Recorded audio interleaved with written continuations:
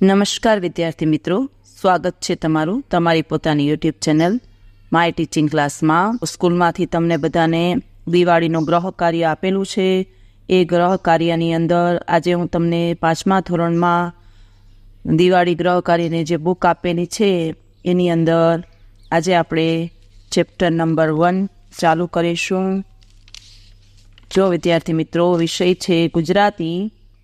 ગુજરાતીની અંદર પેલો વિષય ગુજરાતી લીધો છે આપણે. તો એમાં જુઓ, પેલો પ્રશ્ન આપેલ છે કે નીચેના વાક્યોમાં યોગ્ય વિરામ ચિહ્નો મૂકી વાક્યો ફરીથી લખો. જો ચિત્ર જોવાનું છે, ચિત્ર જોઈ અને સામે જે વાક્ય આપ્યા છે એની અંદર જો પ્રશ્નાર્થ ચિહ્ન હોય તો પ્રશ્નાર્થ ચિહ્ન મૂકવાનું, અલ્પવિરામ ન હોય તો અલ્પવિરામ મૂકવાનું, ઉદ્ગાર ચિહ્ન આપેલું હોય, ઇનોટેડ કોમા ન આપેલું હોય તો એ આપણે એની અંદર મૂકવાના થાય છે. જો પેલું છે કૂતરો કોને ભસે છે, કૂતરો ચોરને ભસે છે, તો આપણે લખી કૂતરો કોને ભસે છે, છેલ્લે કરો ક્વેશ્ચન માર્ક. કૂતરો ચોરને ભસે છે, એમાં કરો ફૂલ સ્ટોપ એટલે કે પૂર્ણ વિરામ. બીજું છે ચિત્રમાં શું છે, તો એનો જવાબ આપણે લખવાનું છે ચિત્રમાં શું છે. ચિત્રમાં સફરજન છે.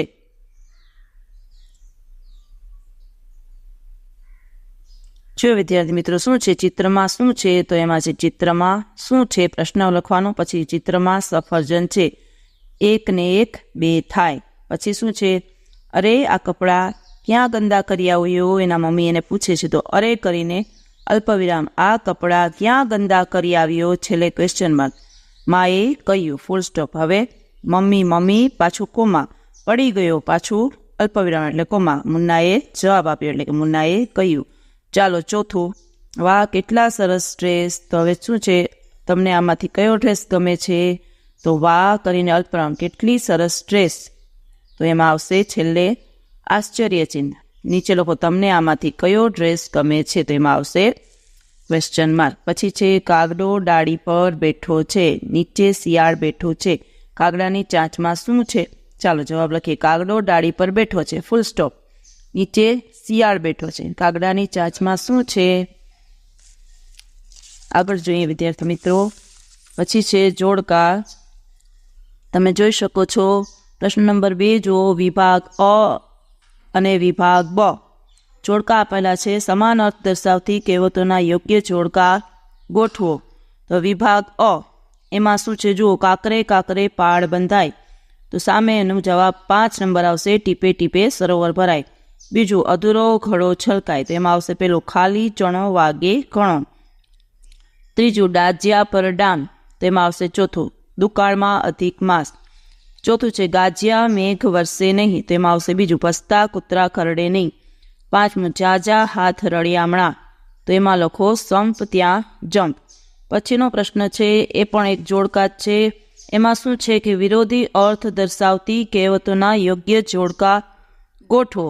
હવે વિભાગ અ આપેલ છે એના સામે તમારે એની વિરોધી કહેવત લખવાની છે. જો પેલું છે ઘરડા ગાડા વાળે, તો એના સામે લખો સાઠી બુદ્ધિ નાઠી. બીજું બળિયાના 2 ભાગ, તો એની સામે લખો બુદ્ધિ આગળ બળ પાણી ભરે. ત્રીજું માંગ્યા કરતાં મરવું ભલું, તેમાં લખો માંગ્યા વિના માં પણ ન પીરસે.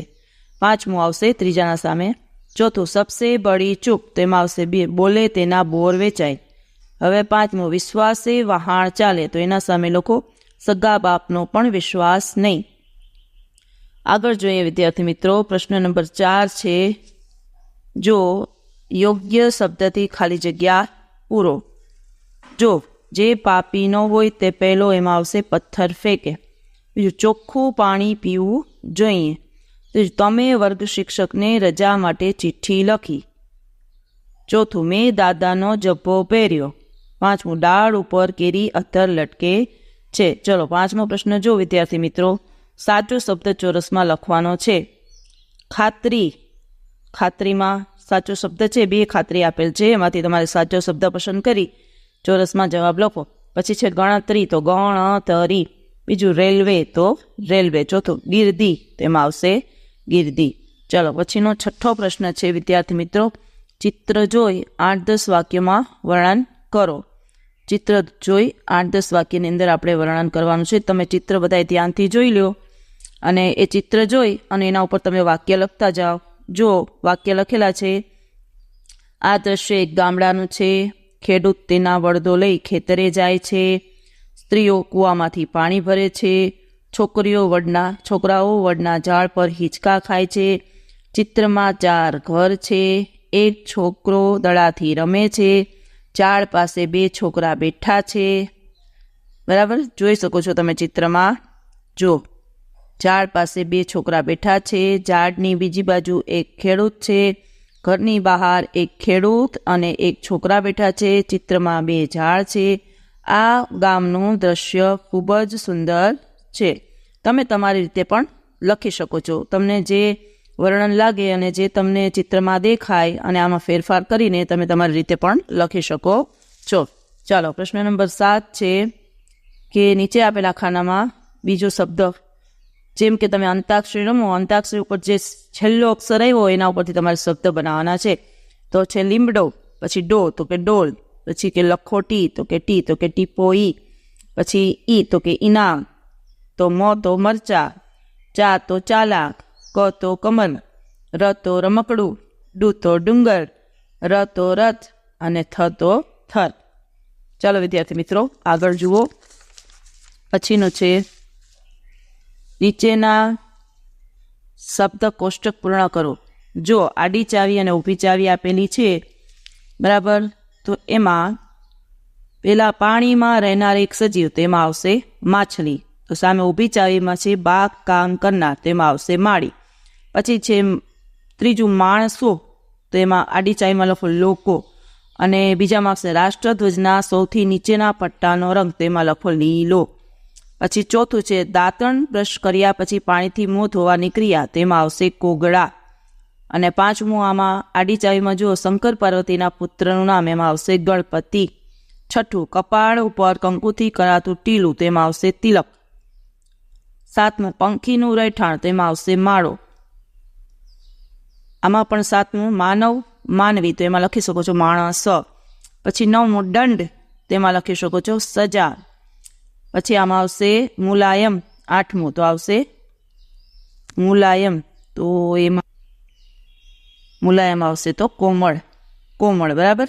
અને છેલ્લે આપણે લખીએ કમળ, આપણું રાષ્ટ્રીય ફૂલ. આઠમું તેમાં આવશે કમળ. ઊભી ચાવીને આડી ચાવી બંને આમાં તમને લખાવેલી છે, તમે સમજીને લખતા જાઓ, બરાબર. હવે વિદ્યાર્થી મિત્રો, આપણે જોઈએ 9મો પ્રશ્ન. 2 અક્ષરોથી બનતા સંયુક્ત અક્ષરનો ક્રમ અક્ષર બ વિભાગમાં ચોરસમાં લખો. હવે દ ધ, તેમાં આવશે ચોથું. પછી બીજાની સામે આવશે ત્રીજું, ત્રીજાની સામે આવશે પાંચમું, ચોથાની સામે આવશે બીજું, અને પાંચમાની સામે આવશે પહેલું. ચાલો વિદ્યાર્થી મિત્રો, 10મો પ્રશ્ન જુઓ. શું છે? ઉદાહરણ મુજબ શબ્દનો છેલ્લો અક્ષર લઈ નવો શબ્દ બનાવો. શિકાર, તો કે ર આવ્યું તો રજા. જા, તો કે જાત્રા. ત્રા, તો કે ત્રાસ. સ, તો સમય. એવી જ રીતે જુઓ, યમુના, તો કે નામ. મથી મદદ, દથી દરજી, જીથી જીત. બીજું મગર, બીજું રમત, તો આવ્યું તો તલવાર. ર આવ્યું તો પાછું રસમ. મ આવ્યું તો પાછું મગજ. ચલો વિદ્યાર્થી મિત્રો, સામેના પેજ ઉપર જુઓ. પછી છે બળદ, તો દ આવ્યું તો દડો. ડો આવ્યું તો ડોલ. લ આવ્યું તો લખોટી. ટી આવ્યું તો ટિફિન. ચોથું રજત, ત આવ્યું તો તરબૂચ. ચ આવ્યું તો ચકલી. પછી લી આવ્યું તો લીમડો, અને ડો આવ્યું તો ડો. પ્રશ્ન નંબર 11 જુઓ. નીચે આપેલા ઉખાણાનો ઉત્તર કોષ્ટકમાં શોધો અને એની ફરતે ગોળ કરો. ચલો, જાણે મોટો કારીગર, પેલું શું છે? જાણે મોટો કારીગર ગુથી ગુથી બનાવે ઘર, એવું પક્ષી કયું વળી ડાળે લટકે જેનું ઘર, તેમાં આવશે સુગરી, એ આપેલ જ છે.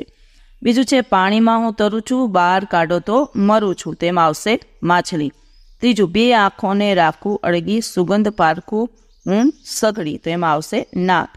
ચોથું પૂંછડી હોય તો ડાયો થાવ, નહીતર હું રઘવાયો થાવ, પાંખ નહીં પણ આપે ઉડું, કહેશો તમે હું કોણ, તેમાં આવશે પંખો.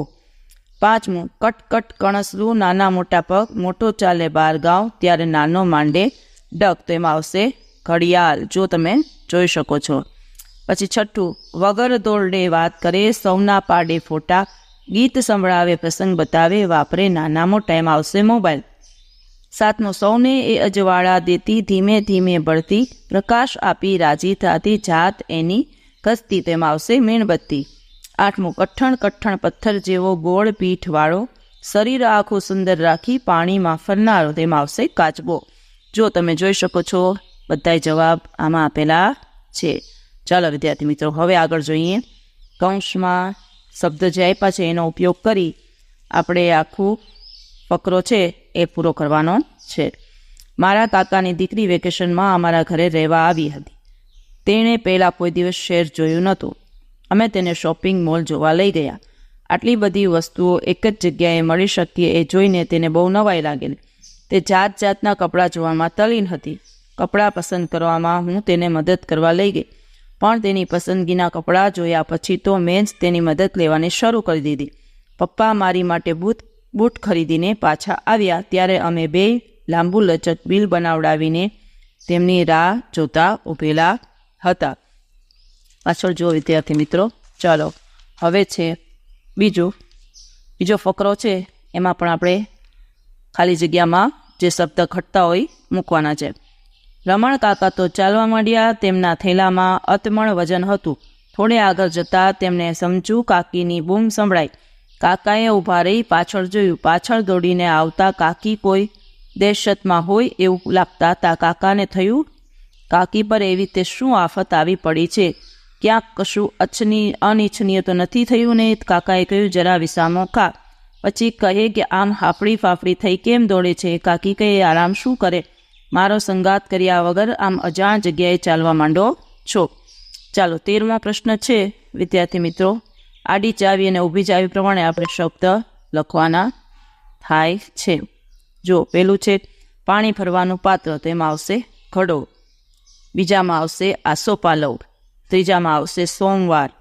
ચોથામાં આવશે વર્તન. પાંચમામાં આવશે મધ. છઠ્ઠામાં આવશે માખી. સાતમામાં આવશે ખીચડી. આઠમામાં આવશે રબર. નવમામાં આવશે રકાબી. 10મામાં આવશે સીડી. 11મામાં આવશે રાત અને 12મામાં આવશે કાતર. જો પાણી ભરવાનું પાત્ર તો કે ઘડો.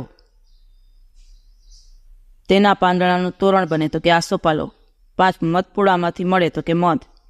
જાહેરમાં ખરાબ વર્તન ન કરાય. રવિવાર પછી આવતો વાર તો કે સોમવાર. મીઠાઈ પર બેસે તો કે માખી. રાત્રે હળવા ખોરાક તરીકે ખીચડી ખવાય. રાત્રે હળવા ખોરાક તરીકે ખીચડી જમાય. ચડતા ઉતરતા સીડી પર ધક્કા મૂકી ન કરાય. તેમાં ચા પીવામાં આવે તો કે રકાબી. પછી છે તેના વડે આગળ કાપીએ છીએ તો એમાં આવશે દિવસ. એમાં આવશે કાતર. અને 11મો દિવસ પછી રાત પડે.